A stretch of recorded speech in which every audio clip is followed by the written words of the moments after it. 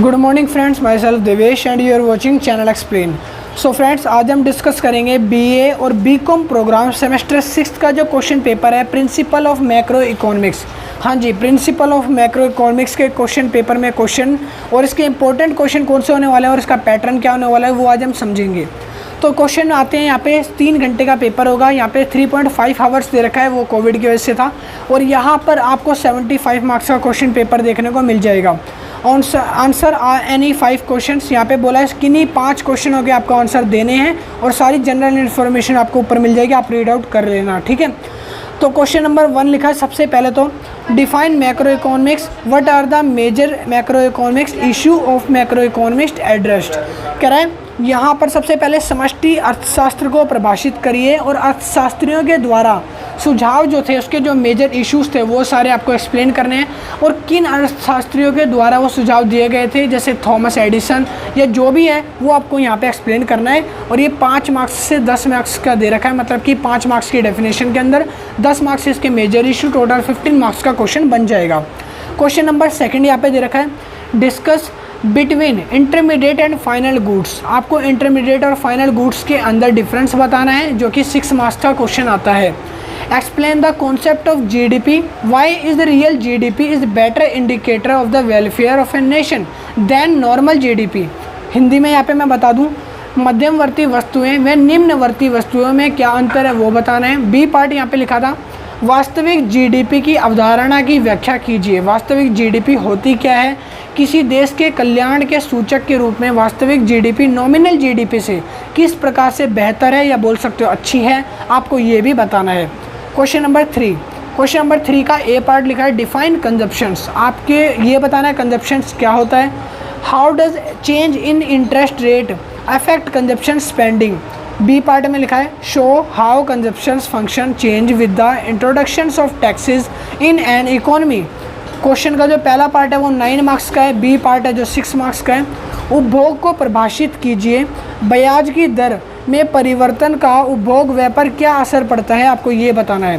Question number 2 में लिखा है अर्थव्यवस्था में कर की शुरुआत करने से उपभोग फलन कैसे परिवर्तित होता है वो बताइए।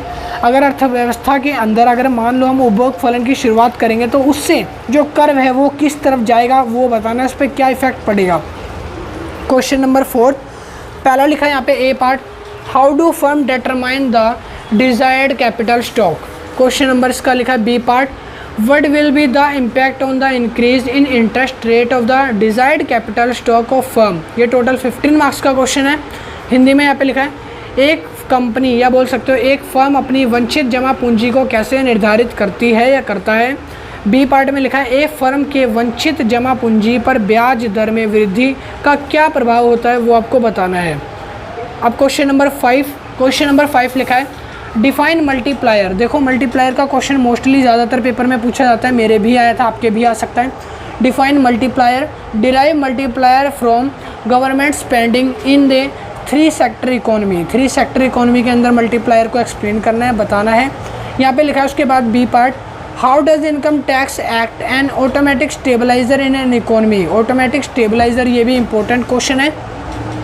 यहाँ पे हिंदी में लिखा है गुणक को परिभाषित करें, त्रिक्षेत्रीय अर्थव्यवस्था में सरकारी व्यय के गुणक की गणना कीजिए। यहाँ पे बी पार्ट लिखा है एक अर्थव्यवस्था में आयकर स्वचालित स्थिरक के रूप में कैसे कार्य करता है वो समझाइए। यहाँ पर उसके बाद क्वेश्चन नंबर 6, यहाँ पे क्वेश्चन नंबर 5 अटैम्प्ट करने हैं, कोई भी आप 5 अटैम्प्ट कर सकते हो। ये क्वेश्चन नंबर 6 जो है न्यूमेरिकल है। यहाँ पे आपको सी दे रखा है, यहाँ पे आपका कंजप्शन दे रखा है, यहाँ पे आई दे रखा है, यहाँ पे जी और यहाँ पे आपका टी दे रखा है, ठीक है। और यहाँ पे आप देख सकते हो निकालना है क्या क्या चीज़ें। यहाँ पे आपको तीनों चीज़ें जो निकालनी है। पहली चीज़ तो है यहाँ पे find the value of equilibrium level, मतलब कि इक्विलिब्रियम लेवल निकालना है, इनकम का वाई निकालनी है।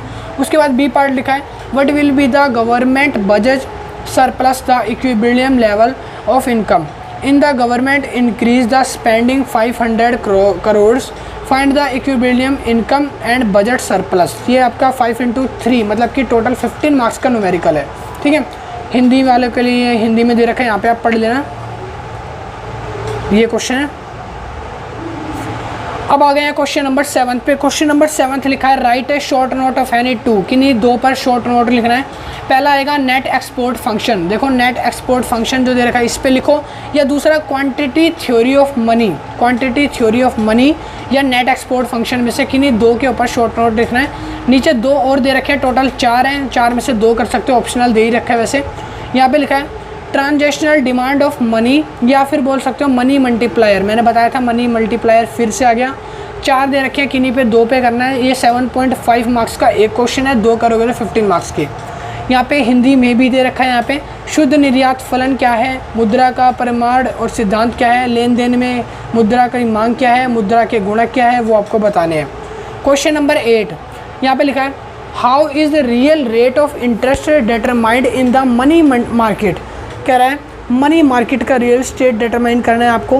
क्वेश्चन नंबर बी लिखा है इसका what impact does monetary policy of a nation have on the real rate of interest. Hindi में लिखा है मुद्रा बाजार में वास्तविक ब्याज दर पर निर्धारित कैसे होता है। बी पार्ट लिखा है यहाँ पे एक अर्थव्यवस्था की मौद्रिक नीति का वास्तविक ब्याज दर पर क्या प्रभाव पड़ता है। तो ये टोटल 8 क्वेश्चन थे जो आपके क्वेश्चन पेपर में आएंगे मैक्रो इकोनॉमिक्स के, जो ऑप्शनल भी होंगे, आपको चॉइस मिलेगी। यहाँ पे आपका पेपर खत्म हो जाता है। आई होप आपको सारी पॉइंट्स समझ आए गए होंगे, आपकी इस वीडियो अच्छी लगी होगी, वीडियो से कुछ हेल्प हुई हो तो प्लीज़ वीडियो को लाइक करना और चैनल को सब्सक्राइब करना। नेक्स्ट टाइम इसी तरह की वीडियो आपको मिलती रहेगी, एसक्यूएल की अपडेट भी प्रोवाइड करवाते रहेंगे। अभी के लिए इतना ही, मैं मिलूँगा नेक्स्ट वीडियो में। Thank you.